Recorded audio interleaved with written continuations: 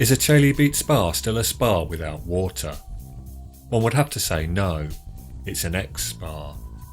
Spa, a mineral spring considered to have health-giving properties. Chalybeate, denoting natural mineral springs containing iron salts.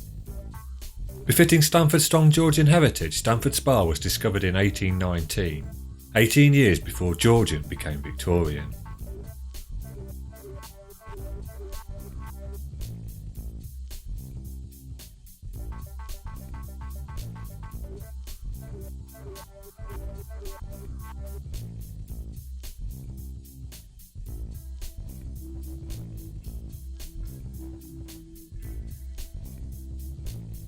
Spas are often thought to have beneficial qualities curing all manners of ailments, and Stamford Spa fell in with this line of thinking.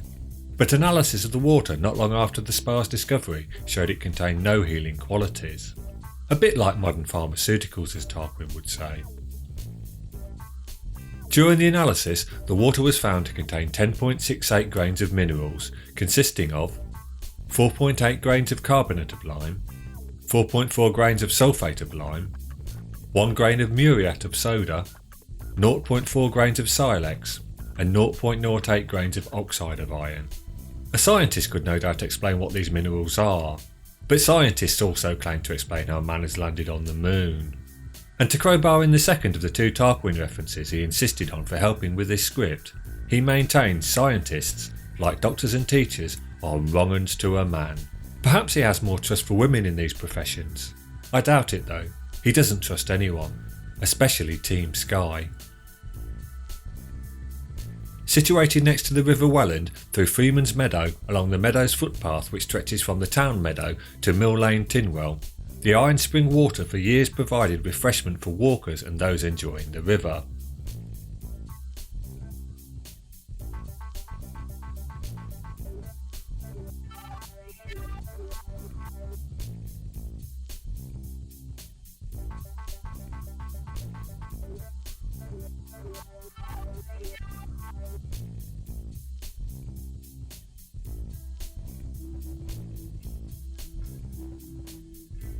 However, the spa's secluded location offered opportunities to perhaps utilise it in ways not conducive to its inception. Stamford Mercury, Friday 24th June 1864. Invalids and others who resort to the chalybeate spring in Stamford Meadows for the medicinal water which rises so abundantly there have lately been very much annoyed by the use made of the basin by afflicted persons and mischievous children. The latter being frequently found amusing themselves by throwing into it sticks, stones and rubbish. As the basin has been constructed to keep the water in a pure state, the well-disposed portion of the public who witness any act of mischief should immediately endeavour to check it, and if they meet with any resistance, report the affair to the police. It may, however, restore confidence to those who use the water if we state that so copious is the supply from the spring that many gallons are discharged through the waste pipe in the course of an hour, and that therefore any impurity is rapidly carried away. Those who visit the spa in the morning may always find the water as transparent as the finest glass. This plea to check mischievous acts and report them to the police was not wholly successful, as 11 months later action had been taken to mitigate the water pollution. Stamford Mercury, Friday 26th May 1865. The basin of the Chalybeate Spa in Stamford Meadows is now put in such a condition of security as will effectually prevent any tampering with water. The corporation deputed Messrs Browning and Mitchelson to take such steps as they might think necessary to preserve the spa from improper usage, of which complaint was made last summer, and those gentlemen designed a plan for raising the reservoir and covering it in. The work has just been completed by Mr Tinkler, and the result has proved highly satisfactory to those who have been accustomed to scent for the mineral water. A circular wall of clipsome stone is surmounted by a massive dome of the same material, and the water escapes from a pipe about 2 feet from the surface of the ground. It discharges itself into a stone trough and thence runs through a waste pipe to the river. A prejudice entertained last year to the use of this spring for drinking purposes was that persons afflicted with sore legs and weak eyes were accustomed to bathe them in the reservoir. This objection is now obviated, but afflicted persons who have faith in the water for its healing properties won't be deprived of the benefit supposed to be derived from it, as the trough into which the water falls is sufficiently capacious to be used as a footbath by such persons. The stream, as it issues from the pipe in the reservoir, is beautifully pellucid. This work was undertaken during the first mayoral reign of John Paradise, and the circular wall commemorates this with the inscription, John Paradise Esquire, Mayor, 1864.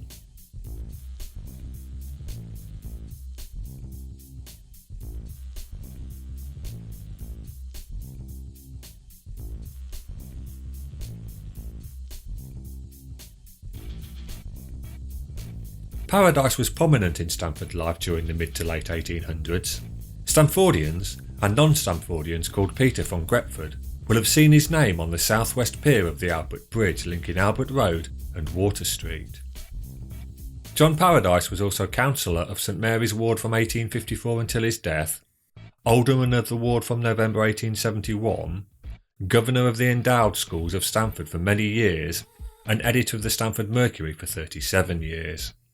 In the Stamford Town Council Notice of Meeting dated March 23, 2017 we read, It was reported that John Paradise took over ownership of the spa in 1878, but after that date title ownership is unknown. If correct, it was a short ownership, as he died in February of that year. Human intervention was not the only threat to the spa. Its near neighbour the river flooded in 1883, affecting the spa's condition. Stamford Mercury, Friday 7th September 1883. An order was made for gravel to be replaced around the spa in the meadows, floods having washed away the asphalt and rendered the spa almost inapproachable to the people who fetch water from it. Walkers, travellers, children and courting couples frequented the spa over the years, it being a particular favourite with children and couples due to it being away from prying eyes.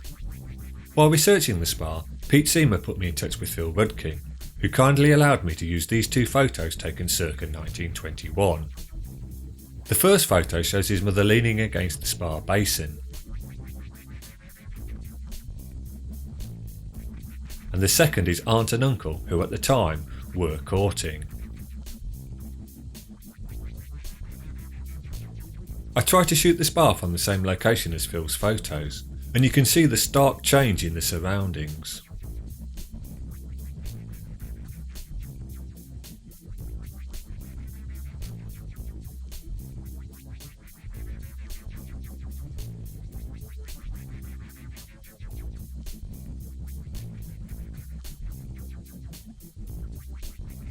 This postcard, also from the early 1920s, gives a slightly wider perspective. The spa is pictured in open space and easily located, much different to its current situation, fenced off and crowded by ever-encroaching vegetation and the relentless flow of the bank-eroding river. Behind the spa can be seen the weir, now gone, which provided children hours of fun on a summer's day. Spring water flowed until the construction of Empingham Reservoir, or Rutland Water as it's also known. Work started on Rutland Water in 1971, and it was commissioned in 1977. Built to supply water to Northampton, Peterborough, Corby, Milton Keynes, Daventry and Wellingborough etc., with a surface area of 1,260 hectares, a maximum depth of 34 metres and a perimeter of 38.5 kilometres, the reservoir can supply 65 million gallons of water a day, and goodness knows how much brain-affecting fluoride. However, inputting a central Stamford postcode on the Anglian Water website reveals they claim not to add fluoride in this area.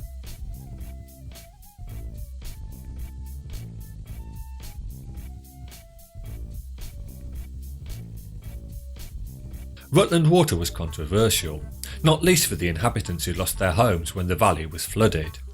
An example were sisters Ivy and Mary Sharp, who lived at Ivydean, Lower Hambleton.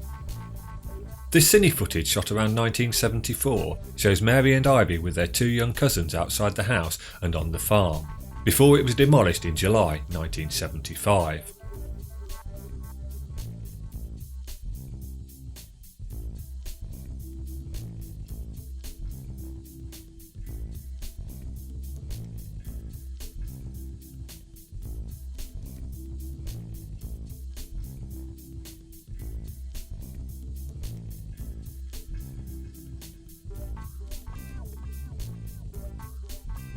Water for the reservoir is sourced from the River Gwash, but mainly from pumping stations on the River Nene at Wansford and the River Welland at Tinwell. And it was the laying of twin 1.8 metre diameter pipelines in the Welland Valley connecting Tinwell Station that caused Stamford Spa to dry up. In their February 1980 report, Stamford Civic Society published an account by Stamford School's James Marshall, who led a group of pupils with the aim of renovating the spa in 1979. On the day selected, the school were kind enough to lend me about 20 boys, and the groundsman also lent me a lot of digging implements. The Stamford Survey Group also lent me some spades, etc., and I had the school minibus. The weather began to clear and we began to dig. I tried to get some cine shots of the site before we started and tried to keep within the instructions laid down by the farmer that we should not destroy the main path and that the earth from the dig shouldn't be thrown into the river or piled into enormous heaps. Gradually we got down through the accumulated rubbish of years and reached the concrete base of the springhead and managed to expose the lettering. I found a 1959 threepenny piece which I've kept as a memento. We were thinking of finishing when we found that the concrete apron at the base of the spring didn't simply encircle the spring source. It certainly was elliptical and may have been extended much further in one direction. We dug as far as we could, but time was against us. Although we found that the apron did gradually rise towards the surface, we didn't find out where it went. Mr. Marshall's work seems to have been an end to the renovation, as some 11 years later this newspaper article appeared. Stamford Mercury, Friday 26th of April 1991. Stamford's Tourism Committee is appealing for volunteers to help revive the town's little-known spa. Members of the committee were angered to find that the spa stones situated in the bottom meadows had been left to sink into the ground.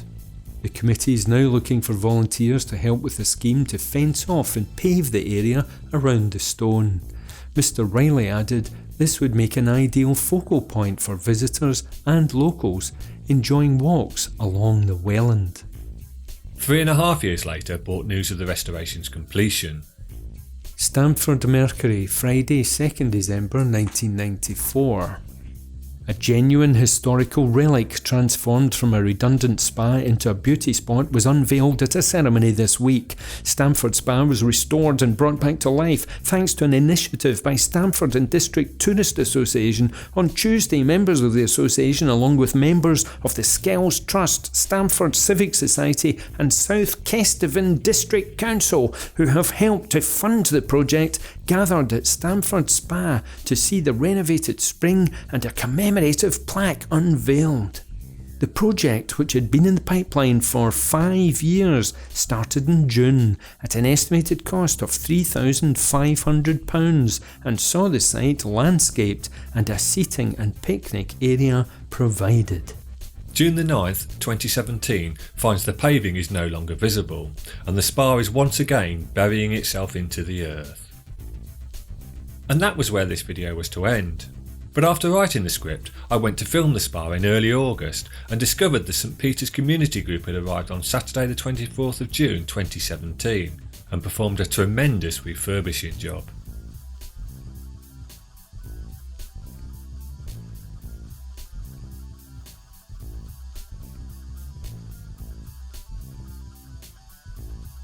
Many thanks to Pete Seamer and Phil Rudkin for their help in making this video.